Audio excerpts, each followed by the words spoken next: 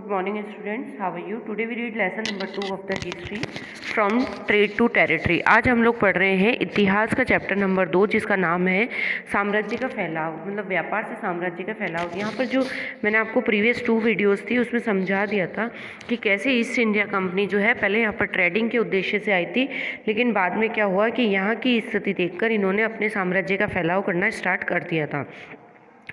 और मैंने आप लोगों को इसका जो प्रीवियस था उसमें सारे पोर्शंस हम लोगों ने स्टडी कर लिए थे कि कैसे जो है कंपनी के अफसर नवाब बन गए थे, कैसे नवाब जो यहाँ के थे उन लोगों को हटा दिया था, बैटल ऑफ प्लासी हुआ था। तो इस तरीके से देन अब आ जाइए पेज नंबर 15 पर, जो हम लोग आज पढ़ रहे हैं कंपनी रूल एक्सपेंड्स, जिसे हिंदी में बोलते हैं कि कंपनी का फैलता शासन। यस, देखिए यदि हम अगर if we are the analyse the process of annexation of the Indian states by the East India Company from the 1757 to 1857 certain key aspects emerge. अब हम अगर देखते हैं कि अगर 1757 से 1857 के बीच में जो ईस्ट इंडिया कंपनी थी है ना, वो क्या करती थी, वो है ना भारतीय राज्यों पर कब्जे करने की, मतलब यहाँ पर उनका अधिकार करने की, अगर हम लोग देखते हैं एनेक्सेशन का मतलब होता है कि एक स्टेट दूसरे स्टेट पर ज़बरदस्ती फोर्सफुली क्या कर लेता है, उसको एक्यूपाई कर लेता है, उसको ले लेता है अपने अधिकार में। तो यहाँ पर जो है उनको अनएक्सेशन का प्रोसेस जो था, इस वर्ड को समझने की कोशिश कीजिए। अनएक्सेशन का मतलब होता है ज़बरदस्ती एक कंट्री दूसरे कंट्री पर उसको अपना अधिकारी बना लेता है। तो इन्होंने क्या किया था कि भाई जो 1757 में बैटल ऑफ प्लासी हुआ था, ध्यान आप लोगों को, देन 1857 में जो हुआ था वो मैं आपको अगले पेज पे बताऊंगी। तो इसमें जो है 1757 से लगाकर 1857 तक जो प्रोसेस हुए थे उसमें ईस्ट इंडिया कंपनी ने कैसे एसेक्सेशन के प्रोसेस के थ्रू जो है इन्होंने बहुत ही एस्केप्स कर लिए थे, अमेज एक्सेप्ट कर लिए थे, मतलब अपने राज्य को बढ़ाने के लिए जो कुछ बातें सामने आई, वो प्रक्रियाएं जो इन्होंने करी उसको हम लोग यहाँ पर समझेंगे। Yes, the company rarely launch a direct military attack on the unknown territory. Instead, it used a variety of the political, economic, and diplomatic method of the annexed extent to influence before annexing the Indian kingdom.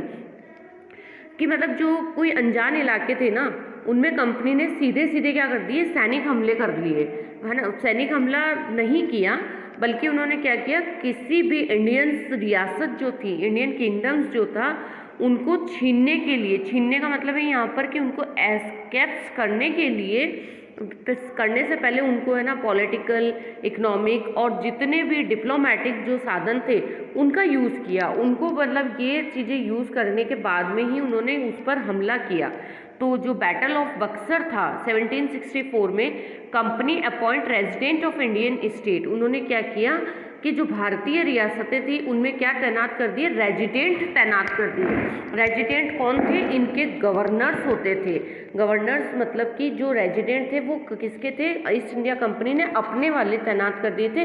They were political to the commercial agent and their job was to the serve and further the interest of the company. Through the residence, the company officials began interference in the internal affairs of the Indian states.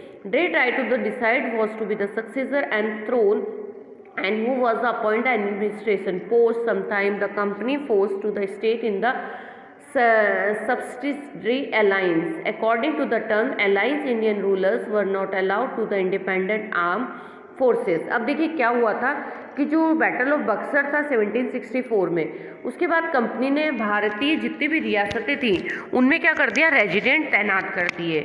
और company अब जो है interfere करने लगी किस पर, जितने भी हमारे यहाँ के भारतीय रियासतें थी उनमें। तो कंपनी क्या करती थी, उनके राजनीतिक मतलब जो पॉलिटिकल और इकोनॉमिकल जितने भी काम होते थे उसमें कंपनी अपना बेनिफिट देखती थी, अपने जो बेनिफिट्स थे उनको प्रोटेक्ट करने का काम करती थी, और उन्हें उनका उद्देश्य एक ही था कि इनको आगे बढ़ाना था, अपना रेजिडेंट, अपना मतलब जितना भी ट्रेडिंग था उसको।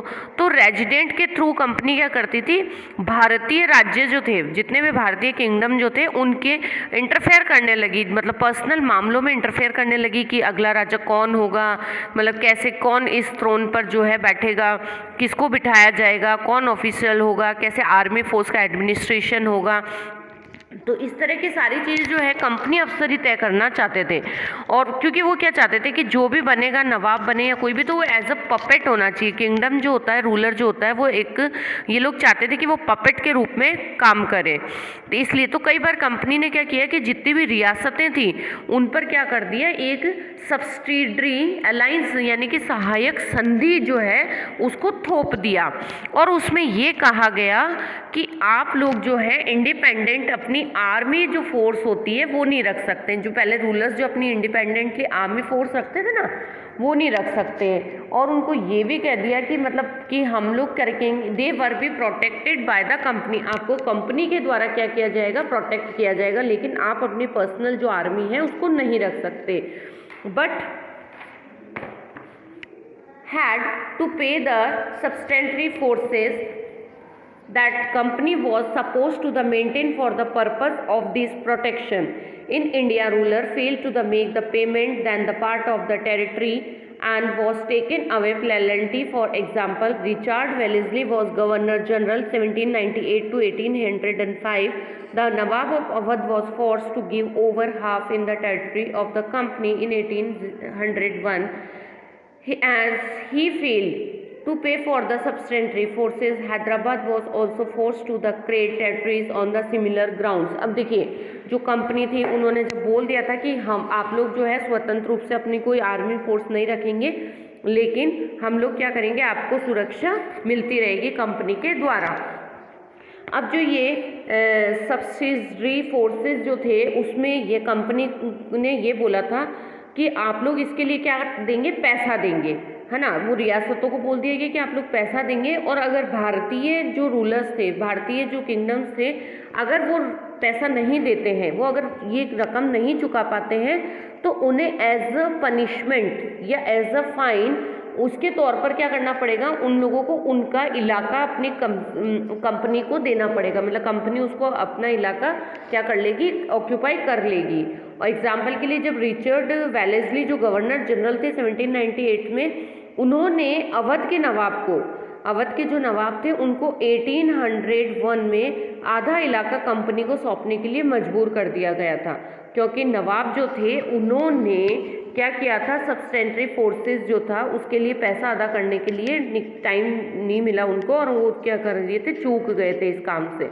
तो इसलिए हैदराबाद के कई इलाके उन लोगों ने क्या कर लिया था, रिचर्ड जो थे गवर्नर जनरल, उन्होंने इनके इलाकों को छीन लिया था। अब क्या हुआ कि इसके बाद में जो है टीपू सुल्तान, जिन्हें कहा गया था कि जो इन्हें टाइगर ऑफ मैसूर कहा गया था, ये निकलकर सामने आए। अब देखिए, जब कंपनी जो थी अपने, मैं यहाँ पर पहले रीड करूँगी देन मैं एक्सप्लेन करूँगी। The company restore the direct military confirmation when it the south threat the political or economic interest. This can be illustrated with the case of the southern Indian state of Mysore. देखिए, जब company को अपने political और economical हितों पर, उनके benefits पर जब खतरा दिखाई देने लगा, तो कंपनी ने क्या किया कि डायरेक्टली जो है सोल्जर्स जो थे उनको, मतलब उनके टकराव का रास्ता अपना लिया। उन्होंने क्या कर लिया कि जितने भी मिलिट्री जो प्रोसेसिंग थी उसमें कन्फर्मेशन करना उन्होंने शुरू कर दिया था। और जो दक्षिण भारतीय राज्य था मैसूर, उसका जो एग्जाम्पल है उससे हम लोग इस बात को समझ लेंगे। यहाँ पर टीपू सुल्तान का जो एग्जाम्पल दिया उसके थ्रू हम लोग यहाँ पर इस चीज़ को समझेंगे कि कैसे इन्होंने जो मिलिट्री कन्फ्रंटेशन भी करना स्टार्ट किया था, उसके लिए दिखाई हुई है यहाँ पर ये बात। तो जो हैदर अली थे, उन 1761 से 1782 तक उनके एक बहुत ही मतलब जो बेटा था, strength under Mysore had grown in the strength under the leadership of the powerful ruler like Hyder Ali, ruled from 1762 to 1782, and his famous son Tipu Sultan ruled from 1782 to 1799। देखिए जो हैदर अली थे जिनका मतलब रूलिंग पीरियड क्या था 1761 से 82 तक, तो उनके बहुत ही पावरफुल बेटे थे जिनका नाम था टीपू सुल्तान। टीपू सुल्तान 82 से 99 तक जो है रूलर रहे थे। तो ये बहुत ही पावरफुल शासक थे, मतलब लीडर्स थे, और इन्होंने मैसूर में बहुत ही ताकतवर तरीके से काम किया था। तो यहाँ क्या था कि मतलब मैसूर इसलिए फेमस था कि वहाँ पर जो एक मालाबार तट था, मालाबार कोस्ट था, वहाँ से मैसूर की जितना भी कंट्रोल था, मैसूर जो किंगडम था, ये रूलिंग था, उसका कंट्रोल किससे था? मालाबार कोस्ट से ही सारा व्यापार होता था, ट्रेडिंग होता था। और वहाँ से बहुत ही कॉस्टली सामान, कॉस्टली स्पाइसेस जो होते थे वो इंपोर्ट एक्सपोर्ट होते थे, इसलिए मालाबार कोस्ट जो है एक इम्पॉर्टेंट कोस्टल एरिया माना जाता था। तो देखिए Mysore control the profitable trade of the Malabar coast. जो प्रॉफिटेबल ट्रेड होता था वो कहाँ से होता था? मालाबार कोस्ट से होता था। जो कंपनी परचेज वहाँ से परचेज क्या करती थी?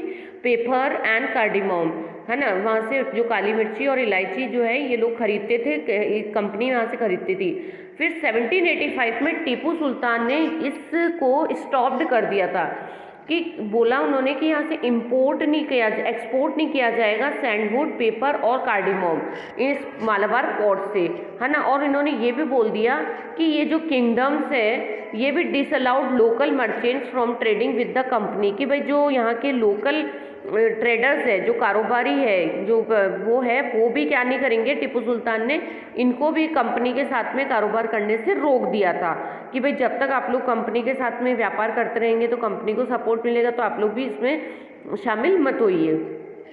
तो टीपू सुल्तान ने क्या किया कि जितने भी इंडिया में रहने वाले फ्रांसीसी थे उनके साथ में ट्रेडिंग करने के लिए बहुत ही अच्छे तरीके से क्लोज रिलेशनशिप बना लिए थे, और उनकी मदद से उन्होंने अपनी सेना का क्या कर लिया था? मॉडर्नाइज्ड कर लिया था। अपनी आर्मी को क्या कर लिया था? इन्होंने मॉडर्नाइज कर लिया था। किसके साथ मिलकर? फ्रांसीसीज के साथ मिलकर टीपू सुल्तान ने। देन आगे देखते हैं कि the British were famous, they saw the Hyder and Tipu as ambitious, aggressive and the dangerous rulers who had to be the controlled and crushed. Four wars were fought with the Mysore 1767 to 69, 1780 to 84, 1790 to 92 and 1799. Only in the last of the battle, Srirangapatnam, did the company ultimately win a victory. Tipu Sultan was killed defending his capital Srirangapatnam. Mysore was the placed under from farmer ruling dynasty of the Mysore and the substantial alliance was the imposed the state. अब देखिए क्या हुआ कि जब इन्होंने अपनी सेना को मॉडर्नाइज कर लिया था, आधुनिकरण से, उनकी फ्रांस की मदद से टीपू सुल्तान ने सेना तैयार कर ली थी कि अब हम लोगों को क्या करना है? ब्रिटिशर्स के साथ में उनके यहाँ के फैलते साम्राज्य को ख़त्म करना है। तो इन्होंने क्या किया कि टीपू सुल्तान ने मतलब ये सारी कंडीशन देखकर बहुत ही वो आग बबूला हो गए। अब टीपू सुल्तान जो थे वो बहुत ही पावरफुल थे, तो जो कंपनी थी वो हैदर अली और टीपू सुल्तान की जितनी भी मतलब घमंडी और ख़तरनाक और महत्वाकांक्षी उनको दिखाई देते थे, वो कहते थे कि ये बहुत डेंजरस है। तो अंग्रेज़ों को ये लगता था कि ऐसे राजाओं को कंट्रोल में करना और उनको कुचलना बहुत ज़्यादा ज़रूरी है। तो उन्होंने क्या किया? मैसूर के साथ जो कंपनी थी उनकी 4 बार लड़ाई हुई। चारों बार में से कुछ बार जो है ब्रिटिशर्स की जीत हुई, कई बार जो है कुछ बार यहाँ पर जो है टीपू सुल्तान की टीम की जीत हुई। लेकिन 92 में टीपू सुल्तान जो थे वो यहाँ पर हार गए थे, और उनके 2 बेटे थे, उनको क्या कर लिया था? ब्रिटिशर्स ने अपने पास में कैप्चर कर लिया था, जिसके फलस्वरूप क्या हुआ कि रंगपट्टनम क्या था? कैपिटल था किसका? मैसूर का। तो वो क्या हो गया? वहाँ पर कंपनी ने अपनी जंग जीत ली और उनको वहाँ पर एक्सेड होने के लिए सफलता मिल गई थी। अब कैपिटल की रक्षा करने के लिए टीपू सुल्तान ने कहा कि अगर मेरी जो कैपिटल है उसकी रक्षा मैंने नहीं की तो मेरा पूरा साम्राज्य नष्ट हो जाएगा। तो उन्होंने क्या किया? अपने साम्राज्य की रक्षा करने के लिए, कैपिटल की रक्षा करने के लिए सुल्तान जो है उस युद्ध में मारे गए, और मैसूर का जितना भी राजकाज था वो पुराने वैडियार जो थे उनके हाथों में सौंप दिया गया। इसके साथ ही मैसूर पर भी जो है सहायक संधि थोप दी गई, वहाँ पर भी अलायंस जो है इम्पोज्ड कर दिए गए। अब इससे क्या हुआ कि देखिए यहाँ पर हम लोग जो है थोड़ा सा यहाँ पर देख लेते हैं कि टीपू सुल्तान को जो है टाइगर ऑफ मैसूर क्यों कहा जाता है। यहाँ पर एक बात कही गई है कि टीपूज टॉय लिखा हुआ है यहाँ पर, टॉय टाइगर। इसमें देखिए एक शेर है जिसमें एक पर्सन के ऊपर लड़ाई कर रहा है। ये टीपू का जो है this picture is big mechanical toy. Tipu Sultan का एक मैकेनिकल टॉय था, मशीन वाला खिलौना, जिसमें क्या था, नकली शेर जो था एक यूरोपियन सिपाही पर उसको दबा रहा है, ठीक है ना।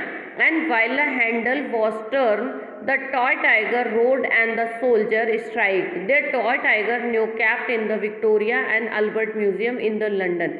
इसमें क्या होता था, जब इसका हैंडल घुमाते थे तो जो नकली शेर था वो दहाड़ता था और सिपाही के अंदर से चीखे की आवाज़ आती थी। और ये खिलौना जो है शेर लंदन इसमें जो विक्टोरियन एल्बर्ट म्यूजियम है उसमें अभी भी रखा हुआ है। 4 मई 1799 को जब यहाँ पर टीपू सुल्तान की डेथ हुई थी तो उस समय रंगपट्टनम की रक्षा करते हुए टीपू सुल्तान की मौत हुई थी ना उस समय, जिस समय तो क्या किया, अंग्रेज इस खिलौने को अपने साथ कहाँ पर ले गए, एल्बर्ट म्यूजियम में रखवा दिया गया और वहाँ पर ले जाकर इनको लंदन ले गए थे। अच्छा, अब बात आती है कि टीपू सुल्तान को जो है मैसूर टाइगर्स क्यों कहा जाता है। तो ऐसे कहा जाता है कि मतलब जब ये एक बार शिकार करने के लिए गए थे 1782 में मैसूर में, टीपू सुल्तान जो थे वो एक बार कहाँ गए थे, फ्रांसीसी फ्रेंड के साथ जंगल में शिकार खेलने गए थे।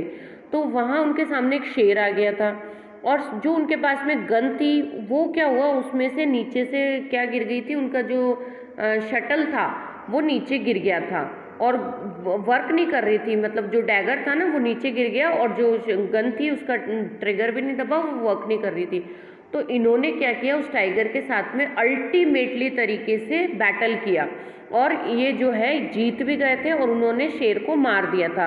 इसके बाद से उन्होंने शेर मैसूर या जो है मैसूर टाइगर के नाम से जाना जाता है और इसीलिए टीपू सुल्तान के जो फ्लैग है उस पर भी क्या लगा हुआ है कि शेर का फोटो बना हुआ है। ऊपर देखिए टीपू सुल्तान और उनके बेटों को कैसे उन लोगों ने जो है, मैंने आपको अभी बताया था कि कंपनी ने उनको क्या कर लिया था, अपने अगेंस्ट वो कर लिया था, अपने क्रैप्ट कर लिया था। लॉर्ड कॉर्नवालिस जो थे उनके सामने पेश किया गया और डैनियल आर्म ने उनको चित्र में बनाया है ना। कंपनी की फौजें जो थी, हैदर अली और टीपू सुल्तान ने कई बार जो युद्ध हुए थे उसमें, लेकिन 1792 में जो मराठे थे वो हैदराबाद के निज़ाम और कंपनी, हाँ मैं आपको बताना भूल गई थी, जो 1792 में जब रंगपट्टनम पर इनका अधिकार हो गया था कंपनी का, वो क्यों हुआ था, क्योंकि इन्होंने मराठों को और हैदराबाद के निज़ाम को क्या कर लिया था, अपने साथ कर लिया था। तो निज़ाम की और हैदराबाद के मराठों की इनकी जब फौजें जब कंपनी के साथ मिल गई, इस वजह से क्या हुआ, टीपू सुल्तान को अंग्रेजों से संधि करनी पड़ी और इस संधि में क्या हुआ, उनके 2 बेटे जो थे वो अंग्रेजों ने बंधक बना लिए थे और अपने पास रख लिए थे। तो इस फोटो को जो है बनाने में ब्रिटिशर्स को बहुत मज़ा आता था और उन्होंने अंग्रेजी सत्ता की मतलब जो क्या दिखाई है यहाँ पर, सक्सीजर दिखाई है, ब्रिटिश पावर की सक्सीजर दिखाई है। अच्छा, अब इसका आगे का पोर्शन आता है बेटा हमारा कि वॉर विथ मराठास, कि मराठों के साथ कैसे लड़ाई हुई थी। तो ये मैं आप लोगों को आगे जो है हमारा नेक्स्ट वीडियो आएगा उसमें हम लोग इस चैप्टर को कंप्लीट करेंगे। Thank you, goodbye, stay home, stay safe.